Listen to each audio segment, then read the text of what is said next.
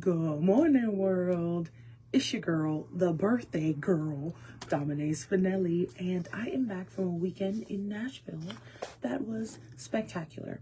Shout out to Josh Box for the scholarship so that I could get to go to Fire and Fragrance with my friends this weekend.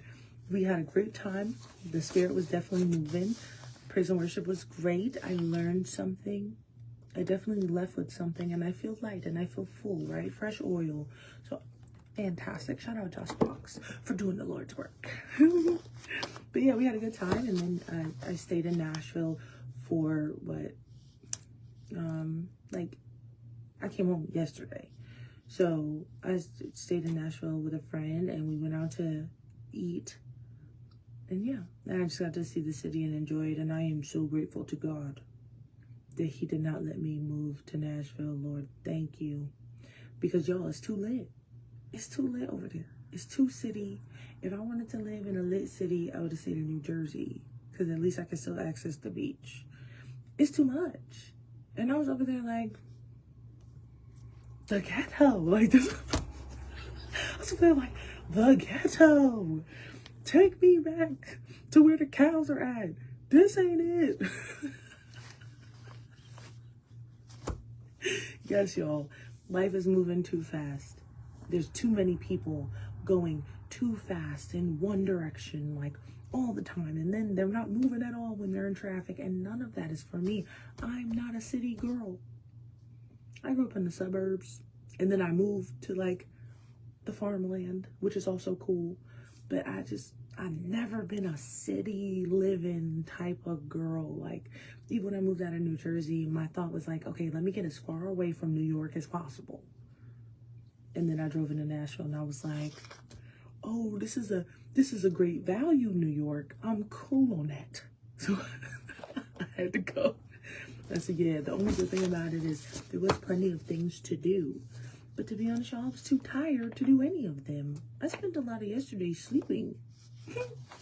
Went to a little restaurant after that and drove myself home. So that's my truth.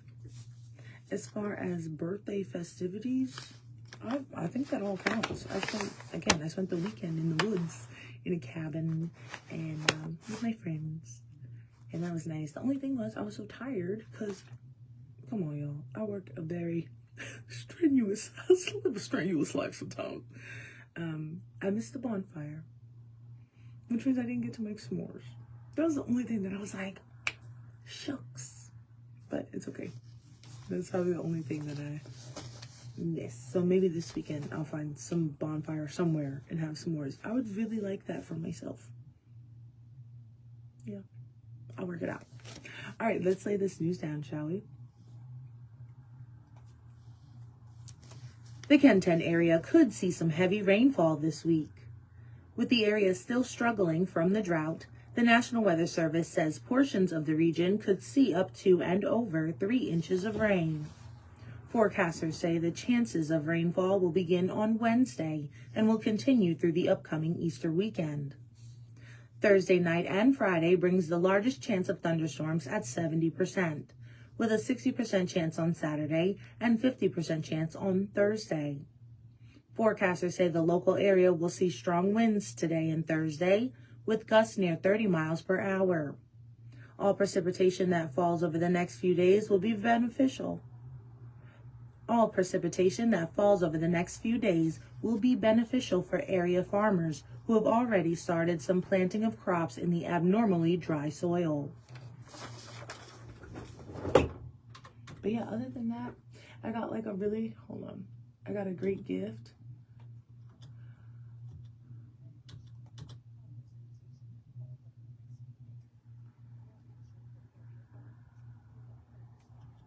Right here, right there. Okay. Yeah, I got a really nice gift from my friend this weekend. I got a stand-up jewelry box. Like a full body stand-up jewelry box with the pieces that come out on the side to hold necklaces, and the top lifts up and it has all these. It's beautiful. It's so beautiful. I'm like, I can have it for real. It's mine. That definitely touched my heart. That was, yeah. I got a stand-up jewelry box. And Kaylee, who might watch this video later, Kaylee, no. When we saw that other stand-up jewelry box at the thrift store, I was like, oh my gosh, I want it so bad. And I had like made it a point to want to go back to get it and like plan to go back to get it. So when he whips out this jewelry box, I'm like, I have that. I have that. And yep. So that was dope. I gotta fill that thing up because there's jewelry everywhere. Just, you know, I'm an earring collector, so I just have a lot of stuff everywhere. All right. UT Martin women's basketball coach Kevin McMillan has taken his place in the Basketball Coaches Association of Tennessee Hall of Fame. McMillan has served as the head women's basketball coach at 4 institutions within the state, which includes UT Martin, Gibson County High School, Westview High School, and Millington High School. He was inducted into the Hall of Fame on Saturday as part of the Basketball Coaches Association of Tennessee All-Star Weekend. During his outstanding career, McMillan has accrued 742 career victories within the state of Tennessee, which includes 307 at the collegiate level and 435 at the prep level. In his current position at UT Martin, the women's program has won 10 Ohio Valley Conference titles during his 17 seasons, with 5 NCAA tournament appearances and 4 NIT bids.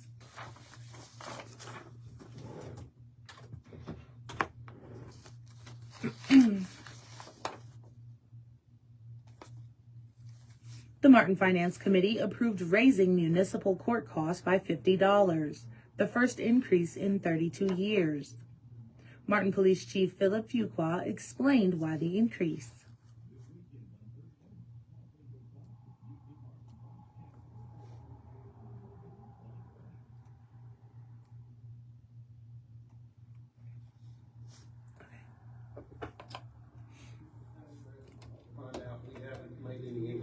In municipal court since 1994. We're probably a little behind on our cost. In city court, there's two different pieces of cost to a violator. One is a fine. However, fines are structured by a TCA code. They can only be up to $50 per violation, and those are completely up to the city judge. The proposed increase is from $65 to $115. He goes on to tell us what court costs pay for. Our court costs have been $65 since 1994. And what basically is paid out of court costs indirectly is my court clerk, the city judge, any kind of technology or whatever that we utilize to do those. And he closed by saying that the court fees don't benefit the police department.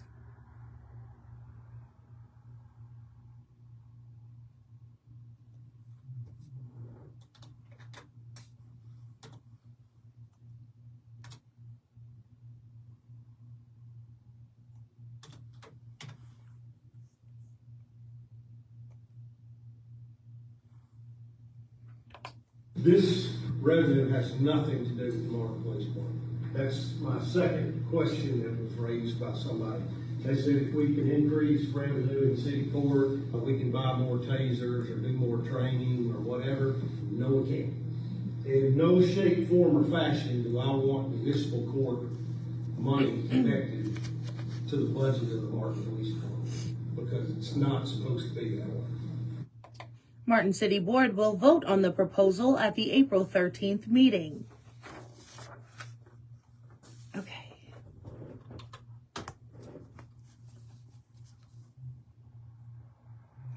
The City of Greenfield will hold their annual Easter egg hunt event this Friday. Stalled. The City of Greenfield will hold their annual Easter egg hunt event this Friday from 10 to 3:30. to 11:30. Where'd you get 3:30 from?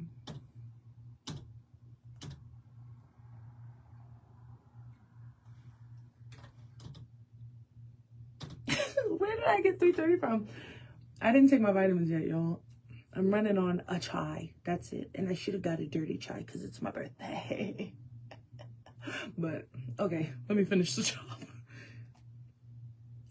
Egg hunt will begin at 10:20 at the Greenfield Sports Complex. The Easter Bunny will be in attendance along with bouncy houses, a petting zoo, and food trucks.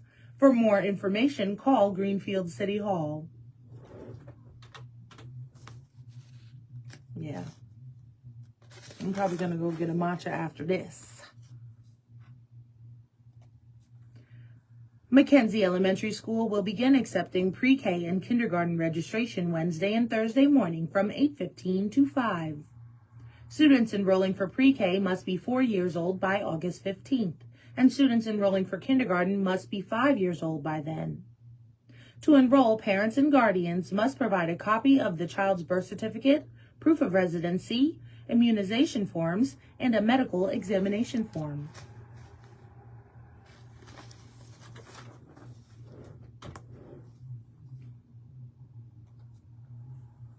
The City of Martin will be charging up to $500 for false fire alarm calls. Martin Fire Chief Jamie Summers explains that false fire alarm calls happen often and take time away from real emergencies. Thing that you see on here is false alarm billing rates. This will deter people from having malfunctioning fire alarms that do not repair them. We have been to places 5, 6, 7 times a month because that they just don't fix the head or they don't fix the problem. That's a problem for us because it's taking services out from people who really need the services. And so to deter that, I'm proposing that we do, you got 3 a month that you like, okay, we understand things happen. How you get this done, and 3rd time is like, we'll fix the charge you next time we come out here. So it gives them a buffer there to say, you better fix your stuff. And this goes every month, so it's not 3 freebies a year, it's every month, so it resets. By state law, we can bill to a maximum of $500, so that's what I put in here for that. Martin Fire Department provides complimentary fire and carbon monoxide alarms to city residents and encourages interested parties to contact them.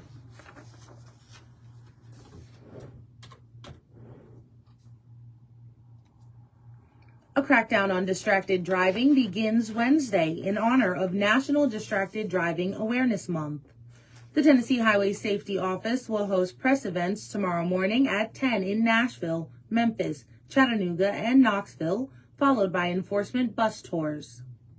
Tennessee Highway Patrol divisions of the Tennessee Department of Safety and Homeland Security are partnering with TDOT and local law enforcement. According to Tennessee's hands-free law, it is illegal for drivers to hold a cell phone or mobile device with any part of their body. Violation of this law can result in points on your driving record. That one sucks. What you mean, points? The TBI reports a Fayette County woman has been indicted and arrested on 10-care theft of drug charges. Shanika Vonsa Mason of Rossview was arrested on charges of fraudulent claims in 10-care during 2 periods. The grand jury returned an indictment charging Mason with 1 count of 10-care fraud of $10,000 to $60,000 and another count of theft of property of $10,000 to $60,000 over a 2-year period. Mason was arrested and booked into the Fayette County Jail on a $100,000 bond.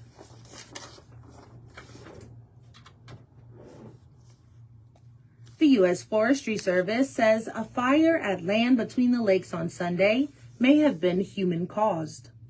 The fire, called the Cassidy Fire, spread to approximately 450 acres before it was contained. The U.S. Forest Service said crews were called to a wildfire on Road 337, just off Road 141. Reports said the fire began as about 30 acres, but continued to grow with the dry conditions and brisk winds. No injuries were reported from the firefighting effort to contain the blaze.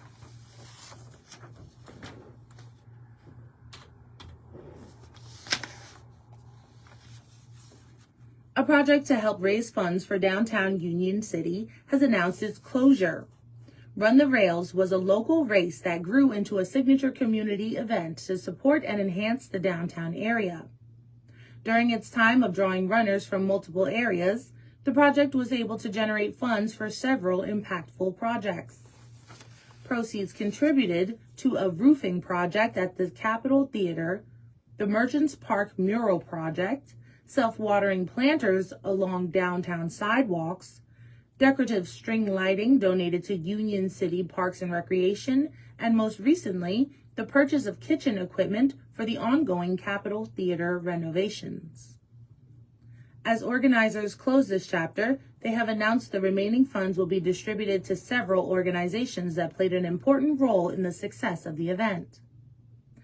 These include the Union City Police Department and Fire Department, Parks and Recreation, Kiwanis Club of Union City, Chimes for Charity, Hometown Walk of Hope, Obion County Prevention Coalition, and the Boys and Girls Club of Northwest Tennessee. All right. Okay, y'all. So that is all of our news for today. I'm in a mood, so I'm going to read sports too. Let's get it. Oh, wait. So, there's more. Wait, there's more. Let's see. Here's your sports news. The University of Tennessee Martin has been awarded the Team Sportsmanship Award for men's basketball. The Ohio Valley Conference made the announcement of the award for the 2025-26 year. Voted on by student athletes and coaches of the respective sports, the team awards are bestowed upon programs deemed to have best exhibited the standards of sportsmanship and ethical behavior as outlined by the OVC and NCAA. Included in the areas of evaluation was the conduct of student athletics. Included in the area of evaluation was the conduct of student athletes, coaches, staff, administrators, and fans. The honor is the second for the Martin. Hold on. I think I got a baby shower to go to this weekend.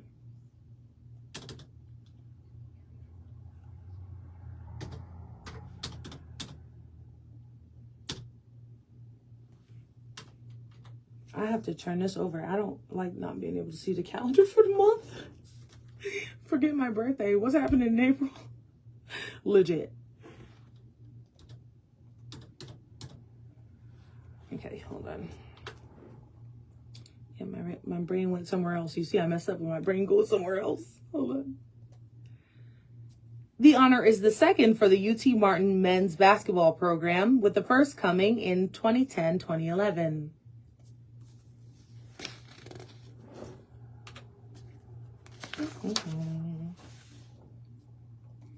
The Super Bowl is returning to Las Vegas for the very first time, and the big game is set to return to Sin City in 2029. The NFL announced the Super Bowl will take place at Allegiant Stadium in Vegas 3 years out on February 11th. The last time the Super Bowl came to Las Vegas was in February 2024.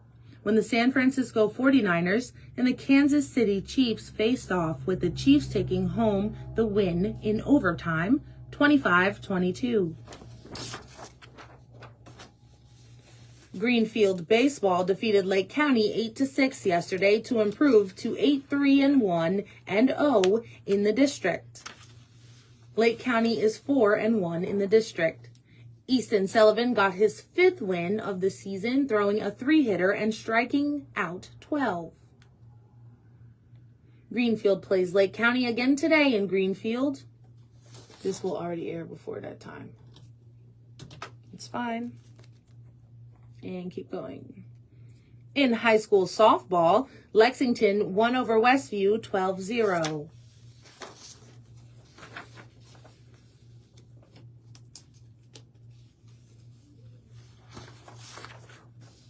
Union City's Gracie Sims will continue her education and volleyball career at Freed-Hardeman University.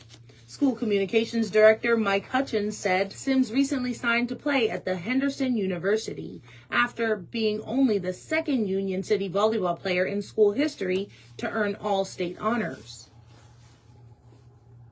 The 6-foot senior helped the Lady Tornadoes to back-to-back appearances in the Class A state tournament the past 2 seasons.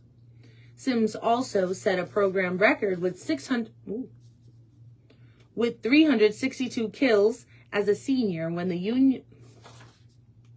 That dyslexia will get you, boy. Oh.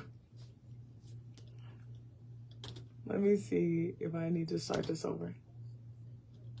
That's fine. 362. I saw 632. Saw it clearly too.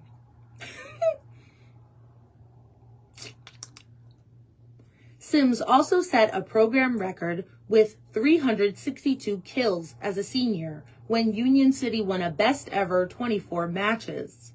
Sims said there was a time when she did not know if she would be recruited, but credited Assistant Athletic Director John Graham for sending lots of letters which drew attention. In making her college selection, the Union City senior said she liked the Christian-based environment of everything on campus at Freed-Hardeman.